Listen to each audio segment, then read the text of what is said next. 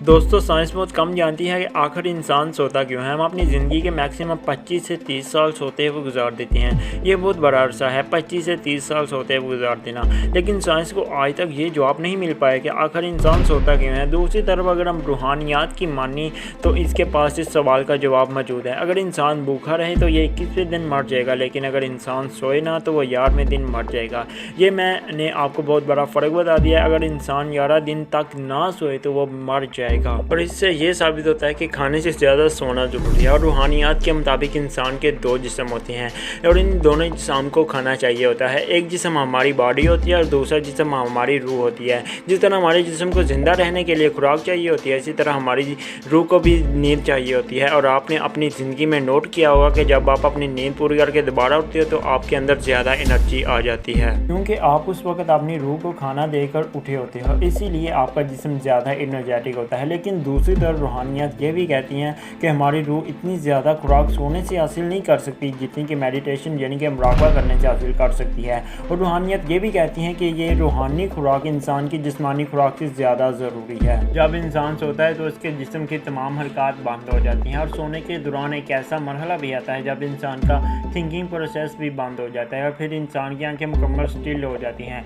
इस वक्त हमें रूहानी खुराक मिल रही होती है। और रूहानियत और मुराक़बा ये कहता है कि अगर इंसान अपने जिस्म को एकदम ढीला छोड़ दे, यानी कि वो अपने जिस्म को इस हालत में ले आए जिस तरह इसका जिस्म सोते हुए होता है, फिर आंखें बंद करके अपने सोच पर काबू पाने की कोशिश करे तो इसे वो एनर्जी मिलती है जो इसे सोने से मिलती है। ये एनर्जी ज़्यादा पावरफुल होती है उस एनर्जी से, और फिर इंसान अपने रोज़मर्रा के काम बहुत अच्छे तरीके से कर सकेगा। मुराक़बे के साइंस भी बहुत ज़्यादा बेनिफिट बताती है, जैसा कि मुराक़बे से इंसान को खुशी मिलती है, डिप्रेशन कम होता है, इंसान का जिस्म सही रहता है, इंसान मुख्तलिफ बीमारियों से बच जाता है और इंसान को अंदरूनी तौर पर भी सुकून मिलता है। और साइंस की इस बात से ये साबित होता है कि अगर कोई इंसान अपनी ज़िंदगी में हमेशा फ्रेश रहना चाहता है तो उसे मुराक़बा करना चाहिए। तो चलो आओ अब जानते हैं मुराक़बा करने का तरीका। मुराक़बा करने के लिए कुछ भी ज़रूरी नहीं, बस आप ज़रूरी है। मुराक़बा करने के लिए किसी भी जगह पर बैठ जाइए, लेकिन आपका बैकबोन रीढ़ की हड्डी बिल्कुल सीधी होनी चाहिए। उसके बाद आप अपने हाथों को बांध दीजिए और फिर अपनी ज़ुबान को दांतों के